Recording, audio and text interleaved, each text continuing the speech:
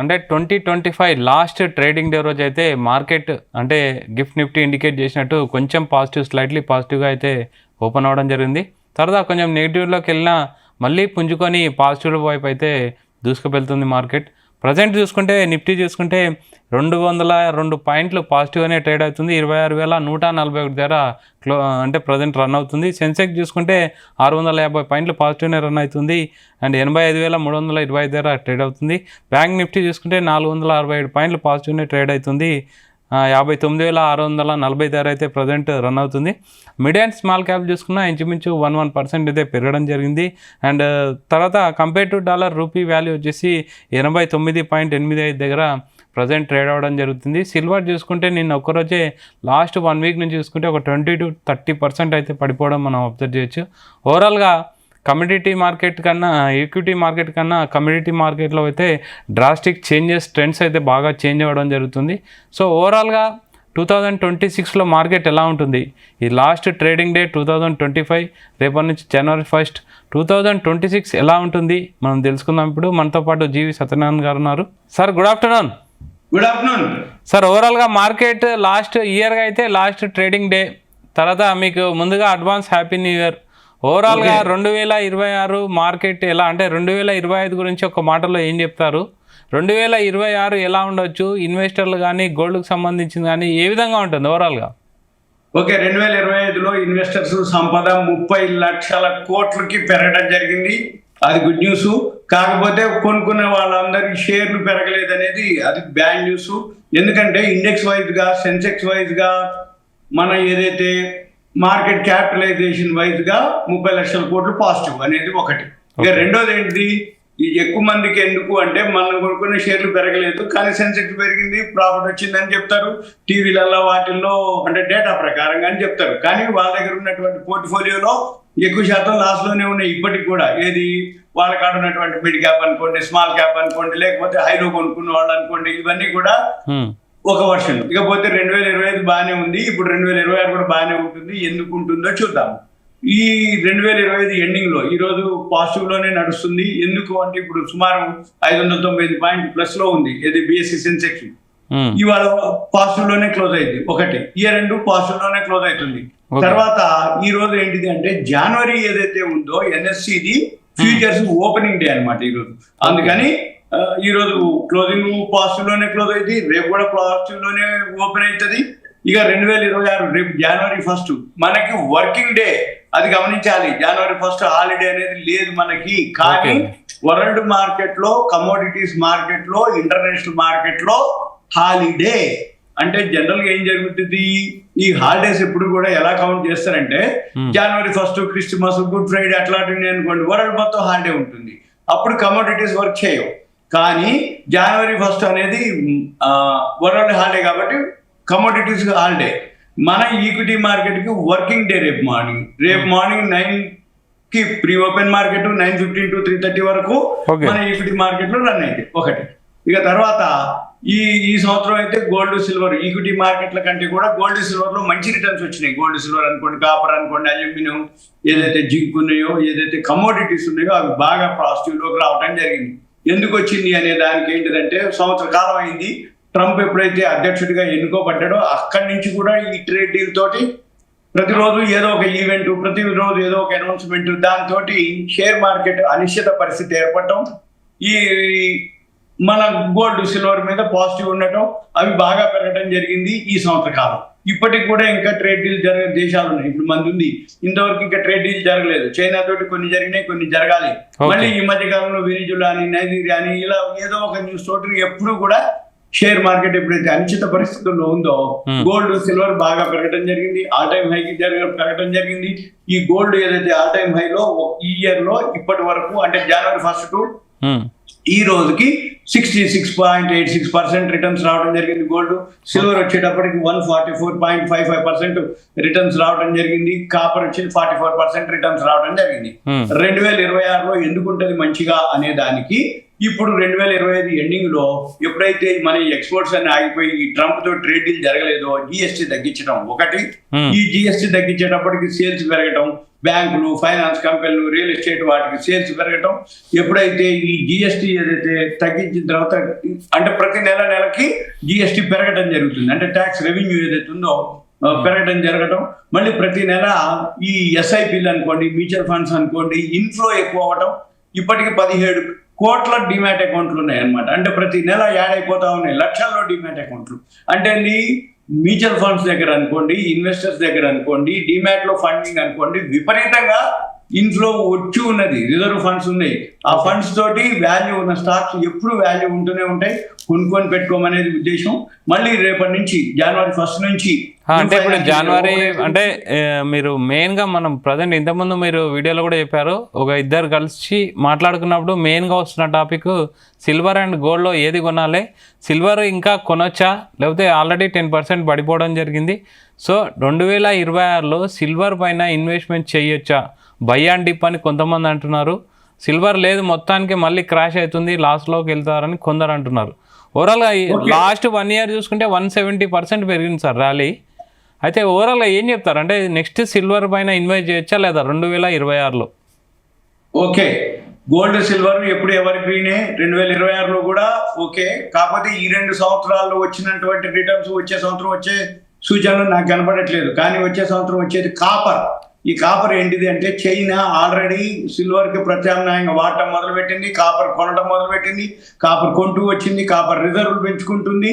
ఎప్పుడైతే కాపర్ రిజర్వులు పెంచుకుంటుందో, ఎప్పుడైతే solar సెల్స్లో silver వాడటం మొదలుపెట్టిందో, ప్రత్యామ్నాయంగా కాపర్ని వాడటం మొదలుపెట్టిందో చైనా, ఇప్పుడు చైనా సిల్వర్ని తగ్గించి కాపర్ని వాడటం మొదలుపెట్టింది. ఇలానే ప్రపంచ దేశాలన్నీ కూడా ఈ సోలారు ప్యానల్స్లో కాపర్ని కనుక వాడటం మొదలు పెడితే కాపర్ మళ్ళీ మామూలుగా ఉండదు డిమాండ్. 2026లో అదే డిమాండ్ అనమాట కాపర్కి. అందుకని ఇప్పుడు ఒకటి. నెంబర్ 2, జనరల్గా ఏం జరుగుతుందంటే బిజినెస్ వాళ్ళకి ఇటువంటి న్యూస్ అన్ని ముందుకునే. ఇప్పుడు సపోజ్ ఇప్పటికీ గోల్డ్ సిల్వరు నిలవబెట్టుకున్న వాళ్ళు బార్లు అనమాట. చాలా మంది నాకు పరిచయం ఉన్న వాళ్ళు చాలా మంది. ఈ జ్యువెలరీ మర్చెంట్స్ వాళ్ళు కూడా ఎప్పటికప్పుడు ఈ బాటమ్ రాగానే బై చేయటం, టాప్ రాగానే సెల్ చేయటం, ఇట్లా ఈ వల్టాలిటీలో కూడా వాళ్ళు ఎన్కాష్ చేసుకోవడం జరుగుతుంది. నెక్స్ట్ ఏంటిది, ఎప్పుడైతే ఈ కరెంట్ అఫైర్స్ అంటే ఏమేమి జరుగుతుంది కమోడిటీస్లో చూసుకొని ఇప్పుడు కాపర్లోకి ఇన్వెస్ట్మెంట్ వెళ్ళడం జరుగుతుంది. కాపర్ నిల్వలు పెట్టుకోవడం జరుగుతుంది. మెయిన్ సిల్వర్ పెరగడానికి రీజన్ ఒక 5-6 రీజన్లు ఉన్నాయి. ప్రతిసారి అనుకోవడం కూడా జరిగింది. మెయిన్ సోలార్ ప్యానల్స్లో వాడటం, సిల్వర్ జ్యువెలరీస్, మళ్ళీ ఎలక్ట్రిక్ వెహికల్స్, మన డిఫెన్స్లోకి, మళ్ళీ సెల్ ఫోన్లోకి, ఇవన్నీ వాడటంతో సిల్వర్ డిమాండ్ బాగా పెరుగుతుంది.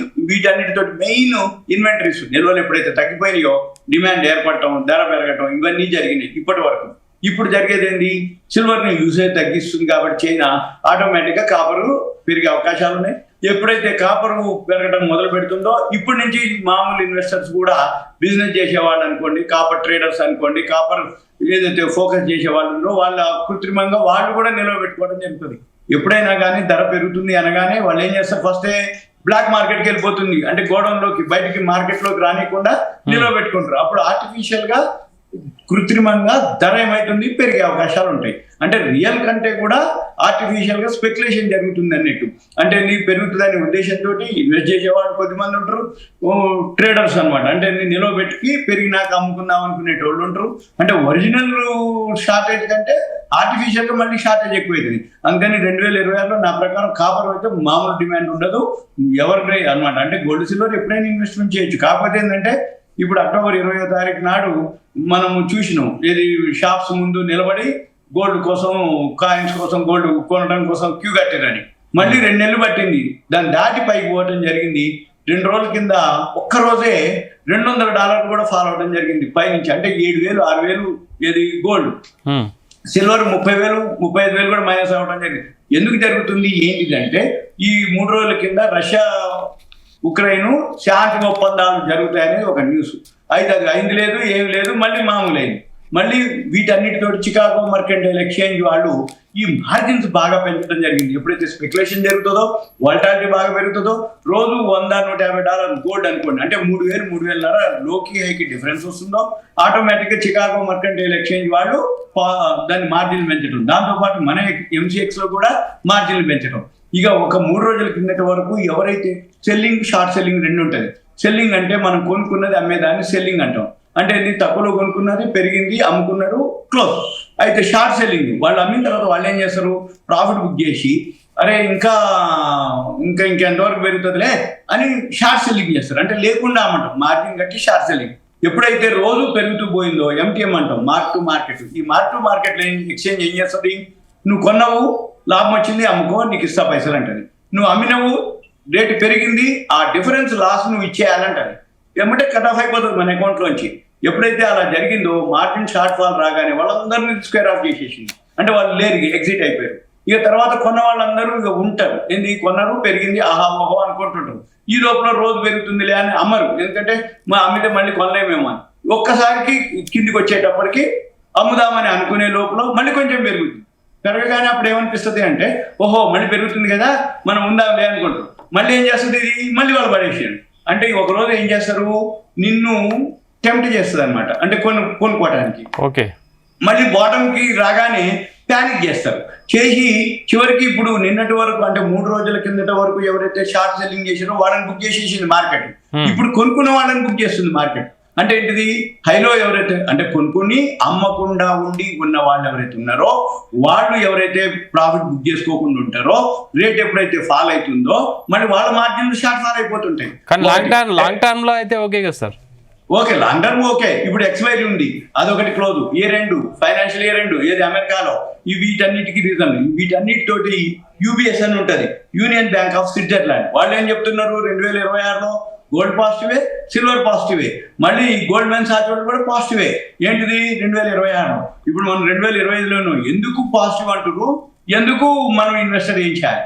పాజిటివ్ ఎందుకంటారు అంటే ఈ ట్రంప్ సుంకాలు, టారిఫ్లు అనుకోండి, ఈ యూసేజ్ అనుకోండి, డిమాండ్ అనుకోండి, వాటితోటి ఇవి కొనుక్కొచ్చేటట్టు కనబడట్లేదు కాబట్టి వాళ్ళు పాజిటివ్ అని చెప్తారు. ఇక నెగిటివ్ ఏంటిది, గోల్డ్ సిల్వర్ పడే అవకాశాలు ఎందుకున్నాయి అంటే గోల్డ్ మైన్స్ చైనాలో ఒక 3 మైన్స్ బయటపడ్డాయి, కొలంబియాలో అమెరికాలో ఒకటి పడింది, మన ఆస్ట్రేలియాలో ఒక మైన్స్ పడ్డది. మొత్తం 5,500 మెట్రిక్ టన్నులు బయటపడ్డాయి. అంటే ఈ 5,500 మెట్రిక్ టన్నుల ప్రొడక్షన్ కనుక స్టార్ట్ అయితే gold main product, by product silver.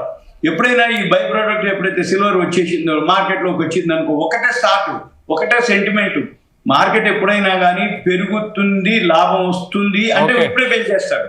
ఇక లాభం రాదు, రాబోయే రోజుల్లో తగ్గుద్ది అంటే ఇప్పుడే పడేస్తారు. అసలు ఇంకా గోల్డ్ సిల్వర్ ఏం లేకుండా ప్రొడక్షన్ స్టార్ట్ అయింది, ప్రొడక్షన్ బాగా ఉంది, రాబోయే రోజుల్లో ఇది ప్రొడక్షన్ వచ్చింది, ప్రొడక్షన్ కాస్ట్, మార్కెట్ కాస్ట్ రెండు చూస్తారు అనమాట.